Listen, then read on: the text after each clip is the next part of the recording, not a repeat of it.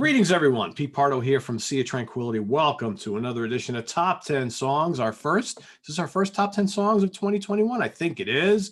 In the co-captain's chair tonight, for the first time, doing a Hudson Valley Square. I was going to say Hollywood again. Hudson Valley Square show.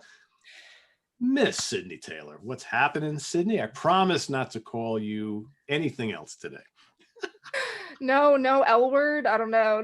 No, Lindsay. Hey, it was a non-Lindsay night last night, so I think Yeah, we're no pretty slip good. ups. No, I'm doing good, and I'm happy to be here as always. Yeah, glad to have you. I think since you joined the Hudson Valley Squares, I've been wanting to get your expertise on one of our non-square shows, and I think you know the top 10 songs format is really cool because it probably doesn't require as much, at least for me, it doesn't require as much like homework to go and re-listen to all these albums. I think, for most of the bands that I do a top 10 song show for, I already know what my favorite songs are. Just the challenge is like putting them in some kind of order and picking just 10. That's usually pretty hard. So Sydney and I tonight, now that we've ranted and on here for 2 minutes without telling you what we're talking about here today, Black Label Society. So, of course, this is the great, I don't know, what do you call them? Stoner, biker metal, Yeah, doom. somewhere between there. Yeah, they're the cool thing I think about Black Labels. They're like a mix between just so many different. You got like the grunge aspect. You got like a bunch of different stuff. So yeah, it's a good label for them. Yeah. I mean, you got the Black Sabbath part of it. You got the kind of, I mean, they have a lot of 90s influences, a little bit from Yeah. grunge, a little bit from new metal, the biker stoner thing, lots of doom. And of course, this is the band for those of you who are watching and maybe don't know. If you don't, I'd be surprised.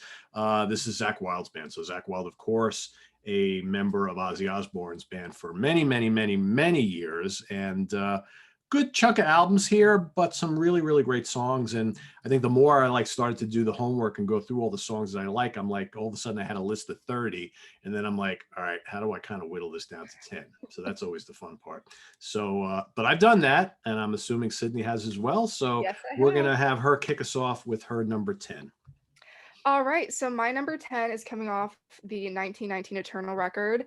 I'm gonna go with "Bleed for Me," which is the opener off of that album. Honestly, probably one of the most popular tracks on that record. But I love that song just because it's a great start to open up the record. It's got a really melodic feel, which if you guys have seen me talk in the Hudson Valley Squares, you guys know I'm all about kind of my melodic aspects to my rock. So that's so great about Black Labels. I have so many songs that are really heavy but really melodic. And I think "Bleed for Me" is one of those songs. So definitely not one of my top favorites, which is why it's in the number 10 slot. But I think if I had to pick one song off of that record, it was going to be that one, and that is my number 10. Yeah. Cool. Great song. Maybe more about that later. Ooh. Maybe more about that later. My number 10, and I don't have the physical of this one to show off, but it's a song called "Damn the Flood" from Catacombs of the Black Vatican. Kind of a weird title, but kind of neat. To me, this, as everybody knows, I'm wearing the shirt. I'm a huge Black Sabbath fan. And one of the things that I always really dug about Black Label Society is Zakk always shows a strong homage to Sabbath. I mean, it's one of his favorite bands of all time, for crying out loud. He's worked for Ozzy for so many years. And for me, I listen to this song and I hear kind of like the second cousin to Black Sabbath's "Hole in the Sky," which is one of the great songs from the Sabotage record. It's just got killer riffs, absolutely scorching guitar solo from Zakk. I mean, he's such a great player. The grooves are really tremendous. Overall, I mean, Catacombs of the Black Vatican is kind of an average album. It's really not that great. It's not one of my favorite albums by them, but that is an absolutely amazing song. And I do this from time to time. Sydney, you may have seen me do it before. I'm going to actually pull a mulligan today. I'm going to have a tie for number 10 because I put my list of 10 together and then I'm like, oh shit, how did I forget that song? There's no way that I can't include in this list "All for You" from the Stronger Than Death album, which, again, you kind of hit it before talking about "Bleed for Me." They have great opening tracks on their albums.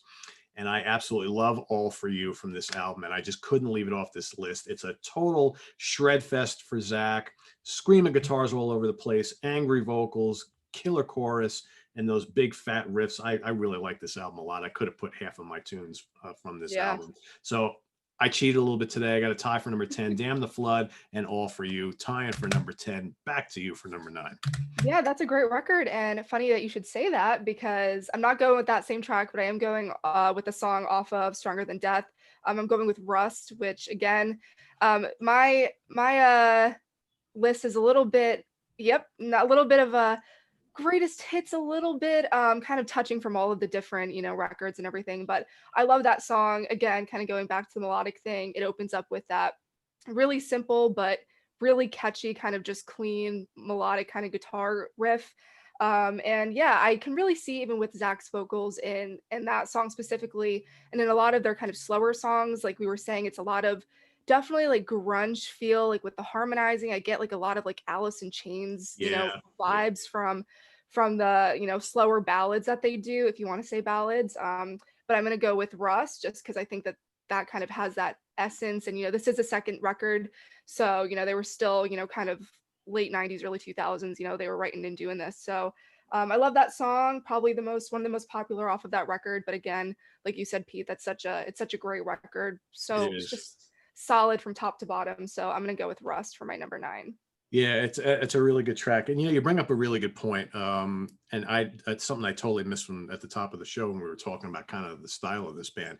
When they do like the like really heavy meaty stuff, the more doomy stuff, Yeah. they definitely kind of touch on that Alice in Chains thing a little bit, that kind of gloomy, um, grunge Seattle thing, but then mixed with like a little bit of like Southern rock, because I know Zakk is a big Lynyrd Skynyrd fan and stuff. Yeah. So it's like, it's just weird how they've got all these different influences permeating their music. And, you'll hear one song, it's like a sledgehammer, doomy, Sabbathy dirge. And then they'll do this really melodic thing with piano and acoustic guitars. And then they'll come back with this really fast, like metal song with all these screaming pitch harmonics. And so, Zakk and company kind of keep you on your toes. I know some people kind of think a lot of their albums follow the same Yeah. formula, and maybe they do, but they mix it up on every album, right? So Yeah, even going through, like, I remember when I started to listen to a lot of these albums in the first place, I was super shocked because, I heard, and we'll get into that deeper in my list, but I heard a lot of the really heavy songs first, Zakk Wylde, it was like a heavier band when I was getting into them or whatever. But then you'd hear songs that like they have a lot of like piano, focused yeah, tracks, like you just said. And I remember hearing some of them and I was like, wait, this is this is this Black Black Label. This is Label. It's like, what is this? and I mean, they're great songs. I mean, lyrically, Yeah. melodically, even with harmony. But it's really shocking, if you're not familiar with the band and you listen to them, and you're like, oh wow, this is a lot of like slower stuff that I wouldn't have envisioned, that Yeah, they exactly. would do. And Zakk's got a pretty good voice to do that kind of stuff. I think Yeah. Zakk is an underrated vocalist. I mean, I know he's got this kind of like Ozziness to his voice, that kind of high pitched nasally thing going on. But when he sings these more, kind of slower ballady type of piano driven songs or acoustic songs, his voice fits right into that style pretty well. Yeah, I completely I always agree. liked him as a singer. All right, so my number 9, I'm going to go to the Grimmest Hits album, which I think is the last thing they did, right? Is that the last Yep, one? 2018. Yep. Yeah, and the song is Illusions of Peace. This is easily the heaviest song on that album. That album is a good example of Zakk and company kind of really mixing it up. It's like this, half of it's heavy, half of it's kind of light and more melodic and more ballady. But this one is heavy, totally groovy, riffs everywhere. The drums are just absolutely pounding. It takes like that the Black Sabbath influence and the stoner influence and kind of even kicks it up more of a notch. So great slow build guitar solo at the end, and it kind of finishes off in this like really wicked like wah wah frenzy, which I absolutely love because I'm a wah wah guy. When I play my guitar, I step on that wah wah pedal quite a bit. So I love Zakk does as well. So yeah, Illusions of Peace, Grimmest Hits, really heavy, really groovy, lots of scorching guitar, which I think a lot of these songs are, that's the characteristics of a lot of them. Yeah, no, definitely. And that's I love that album. I have another song from that record, but it's really funny. I want to touch too on that name. He named that record Grimmest Hits because he wanted to confuse people that it was like a greatest hits album, and it wasn't. It was a completely different record. He fooled me when I first got that promo to review. I was like, oh God, I got to review a greatest hits thing. And I'm looking at the track list. I'm like, wait a second, I don't know any of these songs. I don't This is not a recognize greatest any of hits. these titles. Playing Yeah, with us, Mr. Wylde, Jesus. it's hilarious. Yeah. Great song.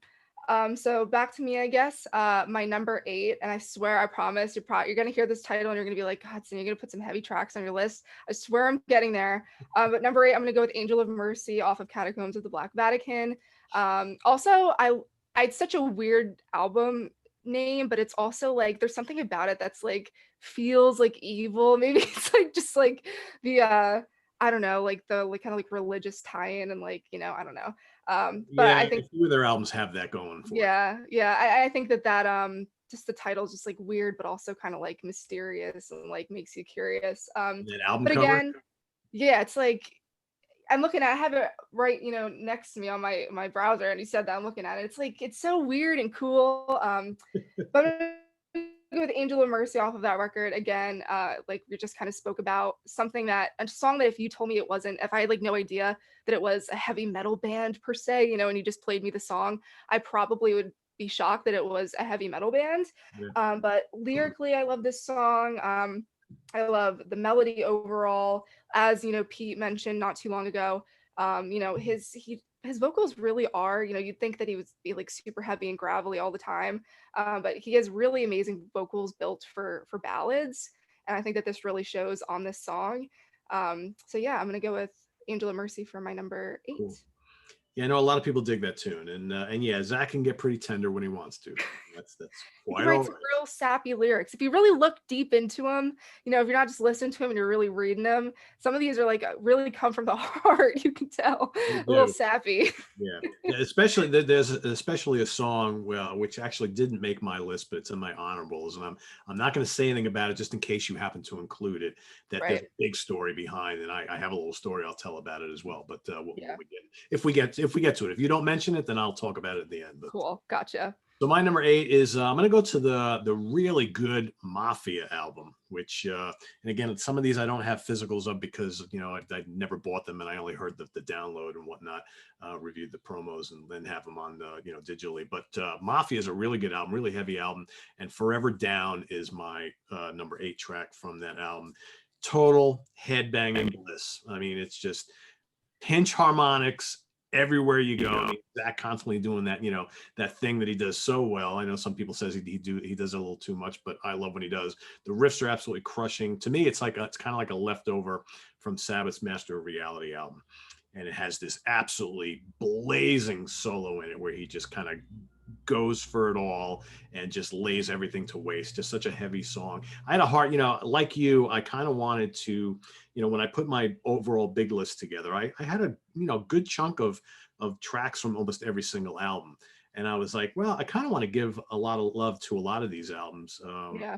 And I almost included like a whole bunch from Mafia. There's a couple in my list here, but really, really strong album. I think, one of these days I'll get around to do like a ranking the albums for this band. But I think like Stronger Than Death and Mafia and 1919 Eternal probably might be among my favorites, although The Blessed Hellride is great too. But anyway, that's a story for another day.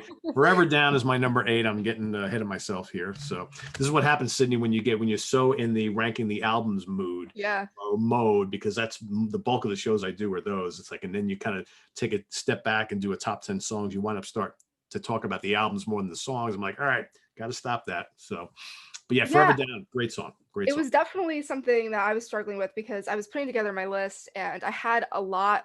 There was funny because I guess I didn't realize how much I really enjoyed from specific albums. So I was putting lists together and making, I was writing the albums next to them and whatever. And I like got to the end of my list and I was like, this is like a lot of the songs from like the same album. Like you're getting into it and you're listening, you're like, oh, I want that one on my list. I want that one on my list. Like I have that one. You get to the end and like all 10 of them are from like, we're like, oh, that's just the album. So you have to like go back and rank them. Yeah, So totally agree. I mean, I'm an album guy, so I always think of things in terms of albums as right. opposed to songs.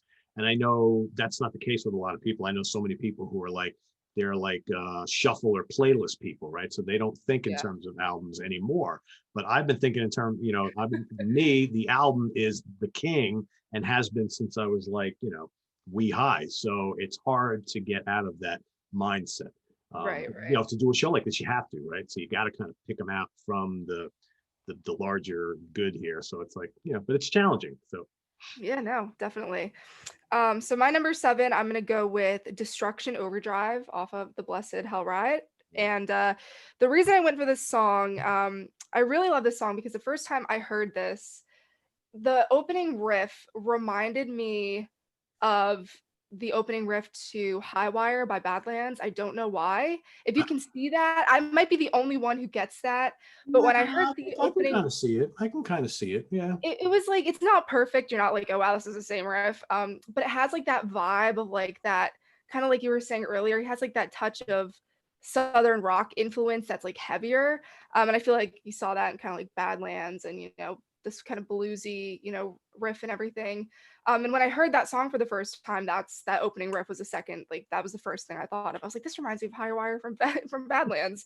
But overall, that song is just like just so heavy and it really gets you pumped up like that entire album does. I love that entire record and I do have some more songs from that record on my list, but I love that song. It's really heavy. It kind of just, if you're like driving a car, you probably drive really fast while you're listening. Really fast. Yeah, exactly. It's Destruction Overdrive, so that pretty much says everything that needs to be said. But yeah, I think it's a great song and had to be number 7. So that's a great choice. You know what? I couldn't argue any song off this album. Yeah, it's fantastic. That was the album that I like got to the end and I was like, wow, every song on my list is like from this album. Like I need to go back and pick other songs. But yeah, it's great record. Yeah, good stuff. Good choice. All right, my number 7 is from the Order of the Black album, and it's a song called Overlord. Again, and maybe we're seeing a trend here, but big time Sabbath style song. Yeah, it's heavy and doomy. Heaviest, I just created a new word. It's heaviest. Yes, heaviest. Absolutely amazing doom riffing throughout the whole song. It's just a non-stop kind of like brontosaurus riff stomp from start to finish. And then they throw, leave it to Zakk to throw in something really kooky at the end. And you got the end, he does this little, she is my overlord. And it's like, and that's something that goes back to like, 1930s, vaudevillian stuff, whatever. And I'm like, that is pretty cool that he would do something like that. Right. So, but yeah, Overlord, great song from a really, heavy dark album. So very cool. Yeah, Number 7. that song almost made my list. That was really close. And I do have another song that's actually my number 6 off of that record. But I love that song. It's I think that's a second track on the record, which is like just like they're very strong. They always start this albums out super strong and they remain strong throughout, but they always just the first couple of tracks always just kill it every time. So my number 6, I'm going with Black Sunday off of Order of the Black. And again, I kind of go back to, I feel like a lot of the reasons that a lot of songs are my favorites is I kind of go from my reactions of, how they impacted me when I listened to them for the first time. That's just kind of how my brain works. I'm like a nostalgia, sentimental based person.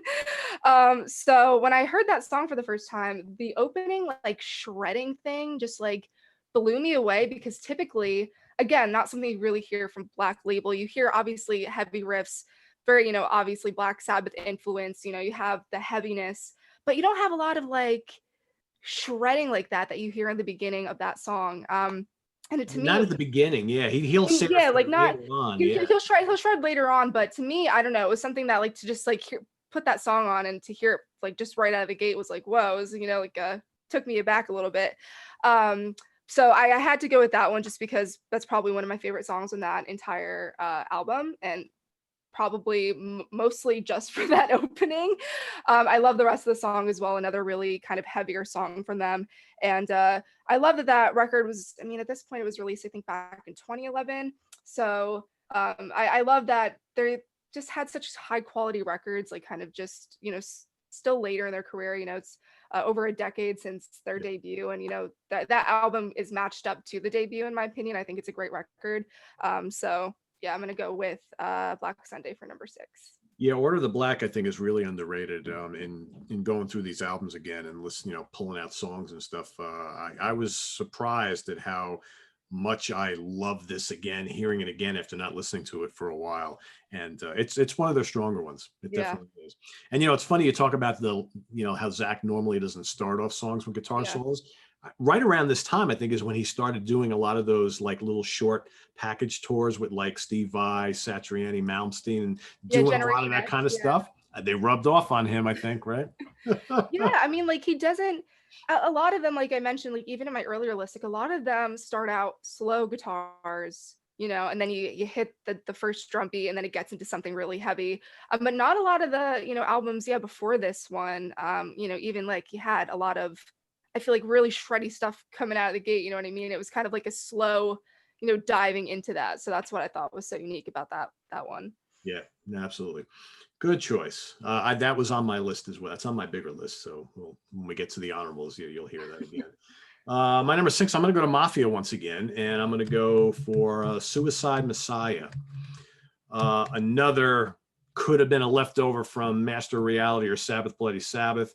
Catchy, really catchy song, actually, but stomping heavy. Great vocal from Zakk. I mean, he sounds to me like a young Ozzy, like when Ozzy was like maybe 25 years old or something like that. And obviously, Zakk is a bit older than that now when he did this album, but he's kind of channeling in Ozzy with the really high pitched singing that he did for those couple of albums. And it's just a really, really kick ass song. Like I said, I could have picked a number of tunes from Mafia, but Suicide Messiah, I think, is my favorite from that album. It's a really, really good one. Kick ass song. Dig it quite a bit. So that's my Yeah. number 6. Yeah, that is on my list as well. It's up a little bit higher. But I mean, I also believe that he wrote that song.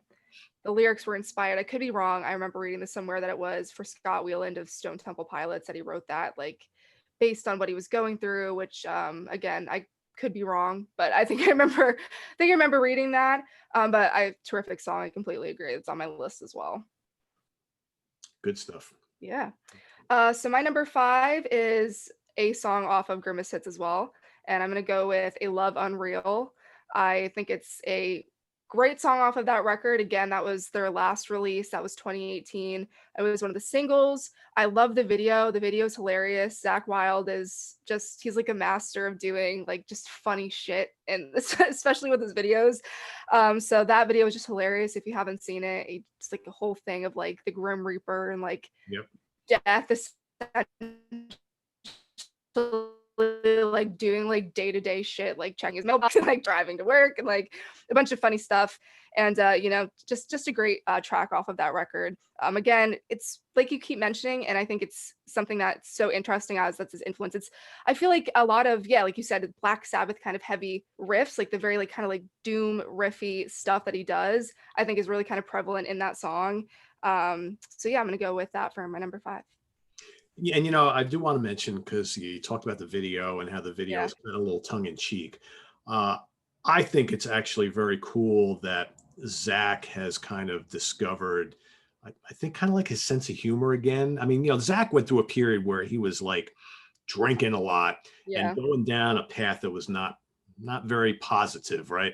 And I think he came to a realization in his life, and he's lost a lot of people close to him in his life for various things that happen and all that kind of stuff. But I think Zakk is in a better place, you know, within himself these days, so he can, and you can kind of hear it in the last couple albums in the music, right? There's some lighter stuff going on, not as some of the early, he went through like a kind of depressing period, especially like after Dimebag was killed, right? Yeah. Really close. I mean, some of those couple albums after that is just like, that was his heavy drinking period, and he was depressed and paranoid about all this stuff. And I think now that he's gotten sober, I think he's in a better place. I think the music has kind of, it's still heavy. It's still Black Label Society, but I think he now is looking at his life in the world a little bit differently, and maybe a little more positivity is coming in. And that's kind of good to see, I think, right? Yeah, no, definitely. I mean, just I can't even imagine, I guess, what that was like for him. And I'm gonna talk about that song eventually, losing Dimebag and everything that brought. But to me, it's always nice to see these people who have struggled. Rock world, it's not too foreign to see a lot of people struggle with substance abuse and different things. It's kind of sadly what's almost feels like the name of the game sometimes. It's not uncommon. So it's always so nice to see somebody kind of struggle with that and then get out of it and get to a place where they can make the music and get back to where they were at for starting to make music for the reasons that they did in the first place. You know what I Right. mean? Exactly. Yeah. Exactly. All right. Where are we? Number 5? Is that where we're at? We're at number 4 now, I think. Or no, you're at number 5. I just did my number 5. Gotcha. Okay. Yeah, I lose track sometimes. All right, I'm gonna dip back to the Blessed Hell Ride. All right. Great album. Doomsday Jesus. Where are you now? Right. I saw, when I was kind of re-listening to a lot of these, and I was reading some comments on the internet, because sometimes when I'm doing all this research, I'll go on and I'll pop songs on YouTube and I'll go read the comments, because I always like to get people's perception of some of these albums and songs. And there was a guy who made a comment on the video for this song, and he said, how cool would it be to have a drinking game where every time Zakk plays a pinch harmonic, you have to take a shot? And I'm thinking, well, we'd be pretty hammered if we did that, right? Especially a lot of their songs, but especially this one. Yeah. It's an absolute bone crusher. There's pinch harmonics everywhere you turn. I love the kind of real snarling, vocal that he has on this particular track. I love the chorus, and it's just an absolute sledgehammer headbanger tune, man. I really like it. And this is a really heavy album, so I dig it quite a bit. But yeah, Doomsday Jesus from the Blessed Hell Ride is my number 5. Yeah, that was another contender that almost made my list. Again, every song on that record probably could have made my list as well. But no, I completely agree. It's really funny. He does the pinch harmonic thing a lot, and I feel like I haven't noticed it that much. But now that you say it, I'm like, oh yes, he does do that quite a bit. And some albums more than others, but yeah, I mean, and there's some guitar players that do Yeah. that quite a bit. But yeah, Zakk has made a living out of throwing those in there quite a bit. Awesome still though. Yeah. So my number 4, I'm gonna go with My Dying Time, again off of Catacombs of the Black Vatican. A great song. That kind of the opening to that song seems very like sinister to me almost at first. That was another single off of that record. And it's very similar. I think that song and even some of the tracks on that album are very similar to Order of the Black, and kind of that same style and same kind of influence. Wasn't too far after that record. That was 2014. And I think Order of the Black was 2011, like I said. So they're kind of in the same wheelhouse. It was a little bit of the influence from that last record that was kind of coming back. And I just think it's a heavy song. Again, he's dominating with the riffs, if I can speak, with that track. And yeah, I'm gonna go with My Dying Time for my number 4. Cool. Another good one. Yeah, a lot of good ones in this catalog, I think.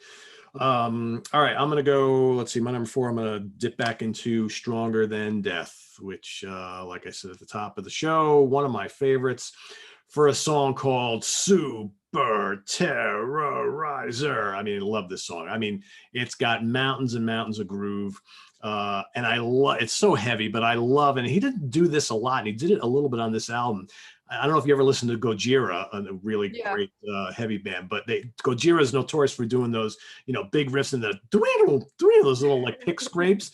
And like Zakk totally digs into them in this song, and I'm like, holy cow! It's like, wow, never heard them on a Zakk Label Society song before. The cool pick scrape, right? But I think it works really well. And man, this song has so much bottom end. It's so groovalicious, I guess, and so heavy. And it's not my favorite song from this album, but it's close to it. We'll get to my favorite in a minute. But yeah, Super Terrorizer, kick-ass song, my number 4. Yeah, you keep hitting all the songs that I was literally almost made my list. Like that's just made my list. Like part of my honorable mentions just made my list. That's another one. Again, I go back to I love that album. I think that just from top to bottom, it's fantastic. And yeah, so I completely agree with that pick. It's a good one. Yeah, because it's funny, when their first album came out, I bought it, I liked it, I didn't love it, and then this album came out, and I was like, whoa, that's more like it. That's what I'm talking Yeah, that's where it's at right now. All right, so my number 3 is a song that was already mentioned, but so I'll be brief, but I have Suicide Messiah as my number 3, of course, off the Mafia album. As I mentioned, lyrics were kind of in tribute to, I think, Scott Wylde at the time, which is before he passed away. So, kind of again, Zakk was never one to shy away from talking, writing lyrics and talking about stuff going on and real stuff. So he did that with that record, and, kind of like you said, or that track, and like you said, just super, super catchy. The chorus, it was one of the first Black Label Society songs, that I remember really hearing. because again, I'm a youngster, so when a lot of these albums came out, I was like, not picking up Black Label Society when I was like 5, but no, that'd be a sight. I definitely, heard it. My parents would play, this music and everything, as I mentioned before. But that was one of the first songs, that I remember hearing, and super catchy, just a Black Label staple in my opinion. So. Yep, absolutely. And I think song that they play live pretty often. Yeah. When one can play live, right? Obviously not playing it now, right? But Yeah, I saw them actually. They played at, I've seen them twice, but I saw them at the, oh God, what was it called? The Sonic Temple Festival in Columbus. oh wow, And okay. it's cool seeing them in a festival atmosphere. This was back in, I believe, May of 2019, just because it like unleashes a whole beast when you're just in like a festival atmosphere with them and seeing them live. And I that was just like such a fun memory. I don't think anything beats just like the moshing, just everything that's happening. It's insane. Yeah, I caught them at Ozfest a couple times, and at Ozfest they only get roughly an hour maybe, and Right. yeah, really, really good. And I've seen them headline a couple times, and the one time was a weird evening, but I'll probably talk about that before we end this episode. But my number 3, I'm going to go to 1919 Eternal for "Bleed for Me, I Bled for You." Man, what a great song! Yeah. When this album came out. And that's the first track on the album. I listen to this all the time, and that was easily my favorite song off the album, and I still love it. And it's just I like the emotional vocal in it, but the song is so heavy. It's got that kind of like rampaging but repetitive riff that just kind of goes through the whole song, but you don't mind it, right? Because some of these other songs it kind of twist and shuffle, but this song is just kind of like straight repetitive, but it's so powerful. Just absolutely love it. So "Bleed for Me" from 1919 Eternal is my number 3. Yeah, it's one of those songs where it feels, I don't know, to me it's like repetitive, but also feels like it has so many different parts to it. Yeah, Like I don't know, it's kind of a longer song, and I feel like there's different just things happening, like different solo sections, and like there's different parts where although it is a little bit repetitive, it feels like it's broken up nicely in a yeah. way. Well, So that makes it's repetitive good, I think, because some right, songs yeah, yeah. I tend to not like stuff that's like really repetitive, but this totally works for me. Yeah, completely. All right, so my number 2 is one that I cut off of my list. I go with "In This River," just a staple, of course, off of Mafia, about Dimebag's passing. This was just a special song, of course. We just kind of talked about how that really affected Zakk and their close friendship. Obviously, the way Dimebag passed away is like just so tragic, and I can't imagine having to go through that. Being such close friends, it was hard enough. As probably being fans. Again, I wasn't there, but kind of being a close friend, I can't even imagine. So he obviously wrote that song in remembrance of Dimebag, and the video is beautiful, and the song is beautiful, and it's kind of again, we touched on it earlier, something that probably wouldn't have expected from Black Label. Kind of looking at them from the aspect of being a metal band, very piano focused track, but one that I love very much, and I had to put on my list, so that's going to be my number 2. Yeah, I mean I think out of all of their softer songs, it's easily the most popular amongst most of Yeah. the fans, and it made my honorable mentions list. But I figure I'll tell my little story now. So Yeah. when Dime was killed, Black Label Society they were either out on tour already or their tour was set to begin, right? So I went to see them in New York City I think at the time it was called the Best Buy Theater. It was the one in Times Square, the one all the way down in the Right. basement. Yep. And I was on the guest list. The label put me on the guest list, and I remember I was in the photo pit, and we were waiting for them to go on, and they went on like an hour and a half or 2 hours late. And we were hearing reports all throughout the day from various people in the press and with the label that he was like holed up in his hotel room nearby in New York City. And he was so paranoid about what had happened to Dime. And he was so depressed about that whole situation, obviously, that he was really paranoid about going on stage, and he was drinking up a storm. So by the time they finally went on stage, it was like 2 hours after they were supposed to. It was really late. I mean, he showed up and he was like beet red. He was sweating profusely, and his eyes were like So, I mean, he looked like either he had drank like 25 beers or he was doing coke all day. But I'd never heard any stories about him doing drugs. I know he was just a really, really big beer drinker. And you could tell how distracted he was. He looked so nervous. He looked really drunk, but like drunk, like stiff. Like most people, like you see rock stars and they go up on stage and they've had too much to drink. They're like kind of falling around. They're happy, and he was not happy at all. He was like wooden. And I remember like, he just wasn't connecting with the audience. And then like midway during the set, he started rambling on the microphone, talking about Dime to the people, just rambling on and on and on. And he basically kind of like told the rest of the band to go have a drink or whatever backstage. He sat down at the piano and he did like a 20-minute version of In This River, which was kind of cool, but it like went on so long, and he would stop and he would talk to the crowd and talk more about Dime. And, you could tell, or it's like, all right, this guy obviously is going through a really hard time. He's obviously probably had way too much to drink, but he's in a lot of pain. He's in a lot of pain. And there were a lot of reports from that moment on for the next couple of years that he was just like drowning himself in alcohol because he was, really hurting from losing his best buddy in such a tragic way. So it was really kind of sad to see. And that's kind of why I mentioned before that it's good that he's now in a better place, because that night, I remember saying to some people that were around me that night, I'm like, if he continues like this, he's not going to be around much longer. Yeah. And thankfully he got himself straightened out, and, which is a good thing.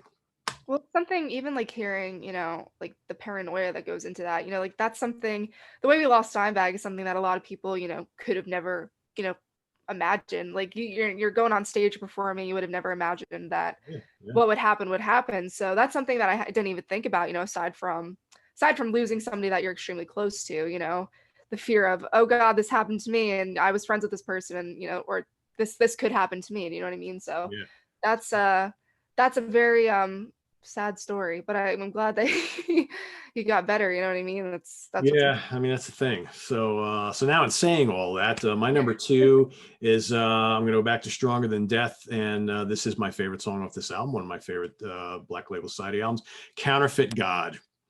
nice. Killer song. It's right in the middle of the track list on it. Again, Sabbath style heaviness, lots of pinch harmonics.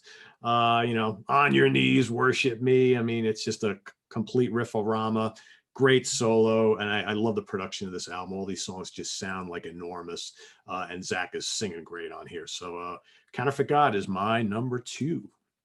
That's awesome. That's a great song. Great pick. Thank you. Yeah. Now the number 1, drum roll. Ooh, I hope I don't get shit for this one because it's kind of expected, but so my number 1, again, I go back to a lot of my nostalgia and my beginnings of listening to a certain band. So my number 1, I had to go with Stillborn, had to go with it for me. Of course, off the Blessed Hell Ride, I had to. There was no way that you had to. I mean, I couldn't leave this off my list, and I felt wrong putting it somewhere else besides number 1 for me personally. Love This Song was one of the first Black Label songs I feel like I ever remember hearing and really remembering and really enjoying. Of course, Ozzy's featured on this track. And the funny fact about that is that they actually didn't say anywhere on the record, besides the, liner notes, that Ozzy was a part of the song. You hear the song, obviously you can hear Ozzy. Yeah, how could you hide that, right? Yeah. He's pretty, out there. You can't really hide Ozzy's vocals, but they didn't really mention anywhere. And I think it was actually due to like a label obligation at the time that they couldn't, say that Ozzy was on it for some weird reason.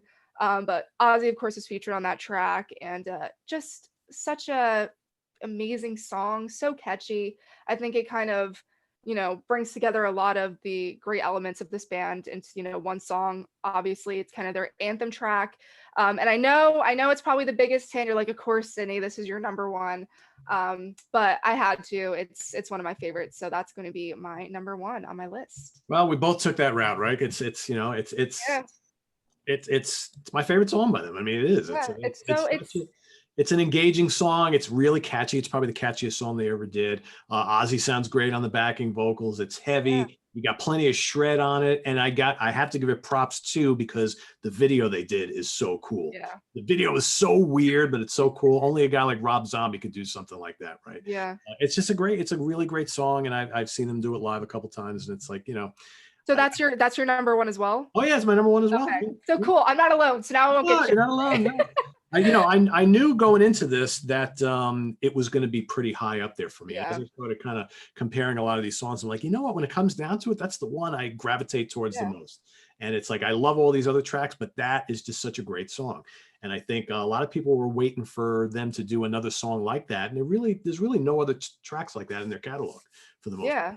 I mean, for me, I sat down and I wrote my list. I do my list like paper for even like the squares. That's what I do. I make my list, and I literally numbered it, and immediately I wrote Silvermore number one. So I was like, I know that that's a done deal. That's gonna be the one that I pick. Sometimes it happens. Yeah, I mean, I've seen them. Like I said, I saw them at the Sonic Temple Festival. That was Rock on the Range. For those who don't know, they kind of changed the name. I saw them once in Philly with Corrosion of Conformity, which was a really cool show. And yeah, I mean, that's the one song you want to hear. And I always say hits are hits for a reason. If they weren't great songs, they wouldn't really be hits, at least when it comes to like the metal world. At least formulaic pop writing, it's a different story. When it comes to the metal world, a lot of people gravitate towards these tracks because they're so great. So I definitely had to pick that for my number one. It's just, I mean, who doesn't get pumped when you hear no, I mean, come on. It's melodic. It's like the perfect mixture of melodic and heavy and catchy, and it's just it's awesome. great. Yeah, I totally dig it. All right, you got any honorables you want to rattle off? There are a couple. Funeral Bell, I wish I could have put on my list. That was, again, I go back to the fact that I love that entire record, The Blessed Hell Ride. It was really hard for me to pick just a couple different songs. That's definitely another one of them. And another one that I wanted to mention was The Day That Heaven Had Gone Away, and that was off of the Grimmest Hits, a really pretty ballad. It sounds so weird saying pretty ballad for Black Label Society. Pretty ballad in the same sentence. But I think that is just a great kind of slower track off of that. Again, that was only 2018, so that was only like 2 or 3 years ago at this point. I feel like it was only a year ago, but I keep remembering. It does seem like it just came out. Yeah. I had Stoned and Drunk as an honorable mention as well. Gotta have that. Yeah. Again, we're going back to The Blessed Hell Ride. Again, this was my struggle. I was like, how do I pick just one? Another really super catchy song. So yeah, those are kind of the big honorable mentions that I had. And of course, you had some on your list that almost made it. Overlord, a couple of songs from Stronger Than Death. So yeah, that's kind of my honorable mentions. I mean, they have a great catalog. So going through this, it was so hard to pick and choose because it was just remembering a lot of different songs. And they overall just have a really strong catalog, it seems. They do. Yeah, they really do. They don't really have any. I would think the only album I don't really like that much is the acoustic album, the Hangover Music. I'm like, that's okay. And like I said, I'm not nuts about the very, very first album. I think it's solid. Like Lost My Better Half from the first album is a really good track, and Bored to Tears is okay. But I'm trying to think, what haven't I mentioned? All right, so like Faith Is Blind from Shot to Hell, I like quite a bit. Crazy Horse from More of the Black is a great song. That's another one, yeah. Parade of the Dead, that's another good one.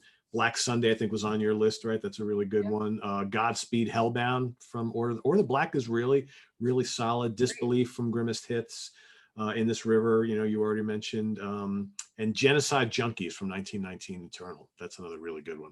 So those are some of the ones, but I mean, there's really no bad songs. I mean, on my list could have been, 30, 40 tracks. I mean, that's how strong the catalog is. So yeah, it's was nice kind of going back, because I feel like I don't pick up Black Label as much as I feel like I should. And I know the albums that I've listened to them, and I obviously have my favorites, but it was nice to do this and kind of go back and listen to them all. That's what I did. I know you approached me about this like back in early mid-December. So I've had like the month to really kind of dive in and listen to all of them. And it was like really nice to re-listen to it and kind of once again, pick out favorites and even have new favorites that might not have been on my list originally. So exactly. Yeah, exactly. Cool. And I do want to make mention, in case Butch is watching, you got your Speak of the Devil right behind you there. That's why I did it. And of course I was like, we're talking about Zakk Wylde, it's the Ozzy tie-in.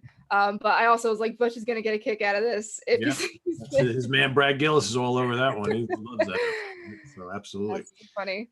So there you have it, everybody. Top 10 songs of Black Label Society. You know the drill in the comments below. Let's hear your favorite 10 Black Label Society tracks.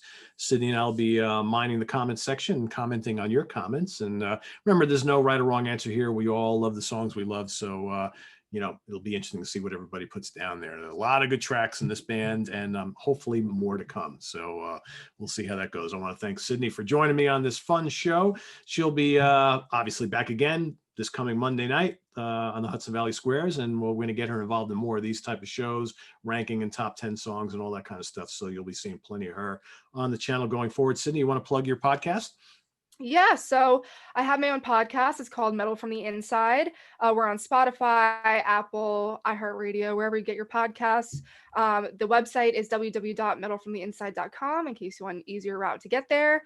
And kind of similar to what Pete does here, I interview different musicians. I just had Brian Wheat from Tesla on the podcast. I have some cool guests coming up soon, and some familiar faces that you might have seen on Save Tranquility are going to be on the podcast as well. So new episodes come out every Friday. I was bi-weekly for a while, but getting back to weekly episodes now and more frequently now that I have more free time in my hands. So if you are looking for something else to listen to, be sure to check that out, and I'd be happy to have you listen. So awesome. So everybody go check that out and visit us on the web here at www.seatranquility.org. We're on Facebook. We're on Twitter. Of course, we're here on YouTube all the damn time. So we'll see you guys. Geez, what do we got coming up? Tomorrow, I will be over on Guitar Hack YouTube channel along with Martin Popoff. We're going to be doing a show all about ranking the albums of Led Zeppelin. So that's coming up. And Martin's coming back on Friday here on Sea Tranquility. We're going to rank the catalog of the Tubes. And then, geez, what else has happened? Before you know it, you blink, it'll be Monday night all over again. So the Hudson Valley Squares coming back for a cool show talking about our favorite female vocalist of all time. So that's happening a week from yesterday. So tune in next Monday for that. So for Sydney Taylor, I am Pete Pardo. Good night, everybody.